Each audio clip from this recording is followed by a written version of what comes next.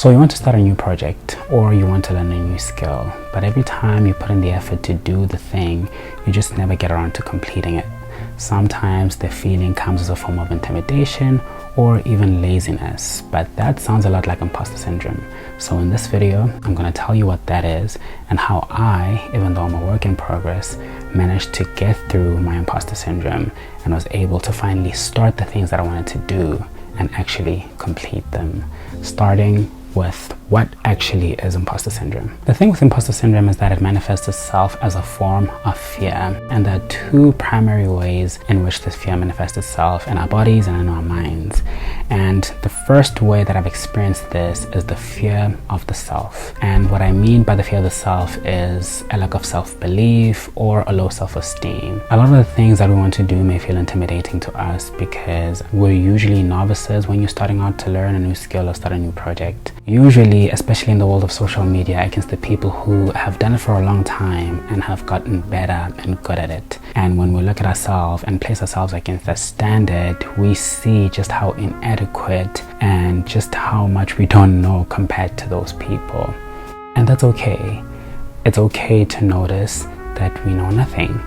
But that's the whole point of starting to learn a new skill or a new project, is for us to learn and get better. So the thing that we need to do is to speak against that fear, to say, yeah, I admit I don't know anything about the thing that I'm trying to do, but the point of me trying to do it is to learn. When you're about to start a new project and you know nothing about it or learn a new skill and you're a novice, the first thing you're thinking about is that, what if I am bad at the thing that I am about to do? What if I'm totally terrible? And that kind of leads you into a state of overthinking. And the weird part is that we rarely ever imagine ourselves being good at the thing. We always primarily think of ourselves being bad first at the thing and, you know, potentially wasting our time. And I don't think being a novice or learning a new thing should be intimidating.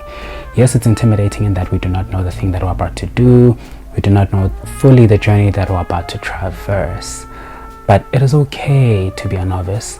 It is okay to be inexperienced, because that gives us opportunity to learn and to gain the actual experience. A lot of the times we're too hard on ourselves, and that's because we measure ourselves against the people who have done it before. We look at them and think that they're amazing, and they probably are, but we judge ourselves against the standard that they have set, which is unfair, because a lot of the people who are good at the things that they do, you know, whether content creation or learning a musical instrument or whatever the thing it is that you're interested in doing, they have done it for a couple of years, and at some point in their lives they were novices too. They were new.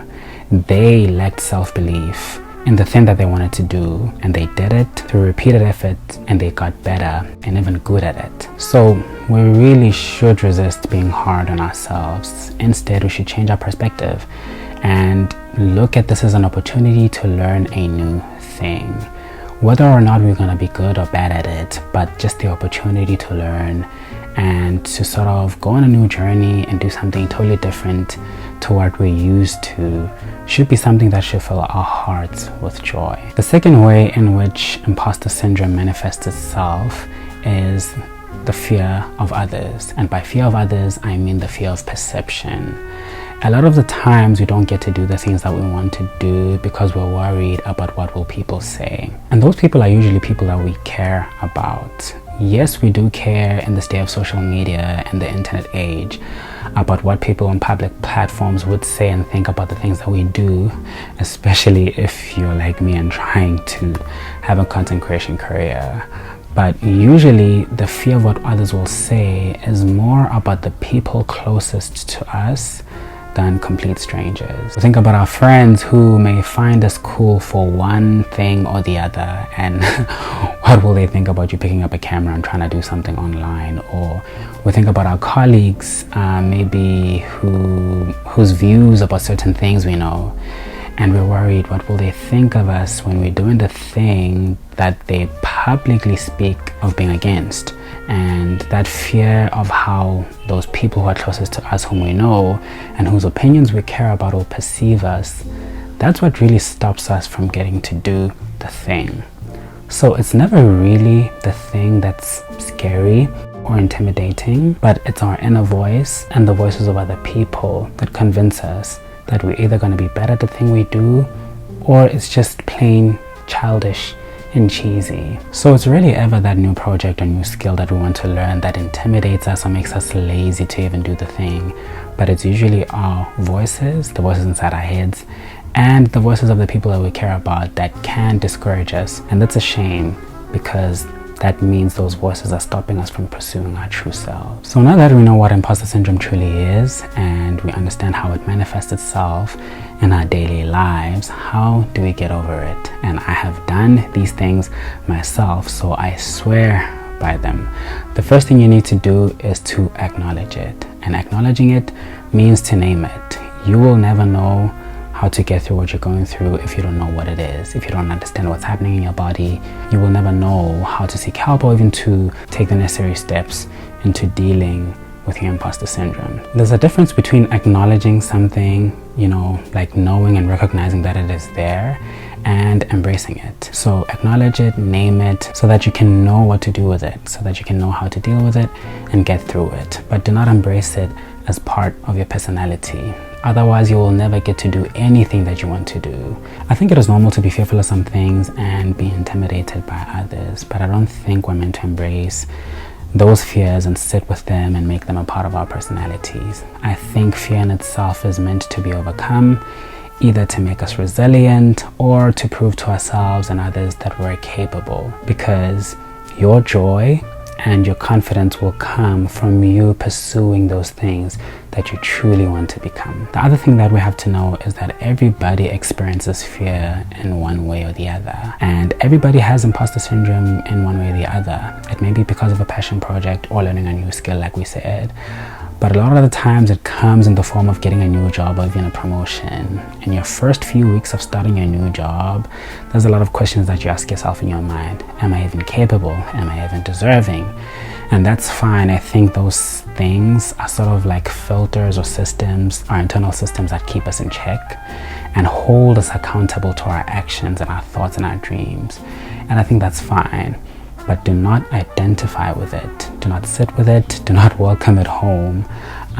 Let it go. Use it to fuel you so you can actually pursue the thing that you want to achieve. The second way to get over imposter syndrome is to swim against the tide. I wrote it on my notes here as doing as the evidence. And that means that when you're intimidated about a new thing, the quickest way to get over that intimidation or that fear is to learn the thing. So the quicker you learn the thing is the quicker you'll be able to do the thing. And when you actually are able to do the thing, there will be no reason to fear it. So when we delay ourselves from starting our projects, from starting to learn something new or that new skill, or even having that conversation that is intimidating to you, the longer you wait and the longer you prolong that, the more you'll never get around to do it and the more fearful of the thing you will become. So the quickest way to get over imposter syndrome is to start doing. Do whatever it is that you want to do. Pick up a camera if you want to shoot content. Write an essay if you have a dream of writing a book. Apply for that job if you think you would be a good fit. The point is, you have to start taking the necessary steps so that you actively get over that fear. I think a lot of us think that fear is something that you can get over passively. Like if you distract yourself enough, you'll forget about the thing and it'll become less intimidating. That usually is the opposite. It just makes you become fearful, because when you avoid it, it reinforces in your mind how unsafe that thing may be for you. But when you actually confront it and do it, you may find that you're actually awesome at it and that you enjoy it. And the more you do it, the better at it you become. And hopefully, you won't have to be fearful of doing that thing anymore. The third way to get over imposter syndrome, and I think this is the most critical of all the steps here, is to make the thing that you're trying to do an experiment. Our problem, especially in this productivity age of social media, is to put ourselves under the pressure of overcommitting to things. The thing is, when you perceive something to be an experiment, you automatically do not tie yourself to the results. Because when you do an experiment, you have a hypothesis, and your experiment will either confirm your hypothesis or completely reject it. And that says nothing about you. You're not tied to the results, because the results are about the experiment themselves. They say nothing about your self-worth, they say nothing about your capability or ability, but you're just trying and seeing how it'll go, how it'll fare. Not everybody handles commitment the same way. Other people are overly stringent with their commitments. When they commit something, they have to have a result that is beneficial.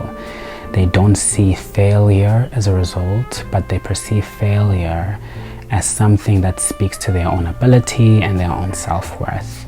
And if you commit to something and you do it and you fail, it somehow reinforces those imposter thoughts and feelings, and that is totally being unfair to yourself. And I get it, because commitment comes with a lot of investment. You're either investing your resources or you're investing your time, which is a very scarce and precious resource, because once you decide to spend the time, you'll never get it back. So I really get where that is coming from. But I have found that when I treat things as an experiment, I am less tied to the results, and I instead approach them with a curious mind. So maybe that's what you need, to approach your projects as an experiment rather than as a commitment, so that they're not really results driven at the beginning, and you'll be open-minded and approach them with a curious mind and figure out whether you want to continue pursuing those things after your experiment. And the last tip I'll give you to get over imposter syndrome, it is to focus more on what you're good at. It is all well and good to try new things, and we should. The human experience is about trying new things and learning new things. But I think it is better to optimize and focus on the things that you are much more likely to be good at. If you're a person who, for example, wants to do public speaking, I think it'll be much more better if you are a person who's already good at communicating or enjoy it to some degree, so that when you start pursuing your public speaking career or project, it doesn't feel like a chore, and that you actually enjoy the process of getting to learn and better yourself at public speaking. Some of the things that we do may be too big for us, depending on where we are in our lives. You know, it's like feeding a baby solids when their stomach is not ready to receive solids. So focus on those things which you are likely to be good at, so that as you do them, you'll be encouraged to continue pursuing them, rather than starting with things that you'll find completely hard, that will end up being discouraging, and you'll end up ditching them along the way. When we do things that we find easy to do or more natural, it reinforces the idea in our brains that we're at home, that we're safe, that we feel good about the things that we're doing, and that we're getting better. And nothing is more encouraging when you see actual improvement in your life or in the thing that you're learning. Progress is encouraging. I think perfection to some degree is a lie, but progress is a much more reliable result. So when you do something that comes more naturally to you, or that you're more inclined to follow or pursue, it'll help you believe in the thing more, and you'll find yourself showing up, without much effort. Another critical thing to understand is that we never truly fail unless we quit too soon. When we quit too soon, we're never really giving ourselves a chance or an opportunity to make meaningful progress in the thing that we're doing. We do not stick around long enough to see where we'll end up. And we move away or walk away without having the results that we need to understand ourselves better and the thing that we're doing better. And I think when you do something consistently, you're more likely to get better at it. I think perfection is a lie. Progress is a much better indicator than perfection. When you do things consistently, it gives you an opportunity to see yourself progress. So stick around more, but focus more on the things that you're naturally inclined towards, so that process of learning can be encouraging to you as you pursue those things that you truly want. The caveat to this imposter syndrome issue is that sometimes we assume that that's the reason we're unable to get to do the things we want to do, but usually it's because we do not have the time to get to the things that we want to do. So if you're that person who feels like they do not have enough time, maybe because you're going to school full time, or you have a full-time job, please click the video linked on the screen where I share my experience of how I use part of my evenings after work to pursue my extra projects. So click on the video linked on the screen and I'll see you there.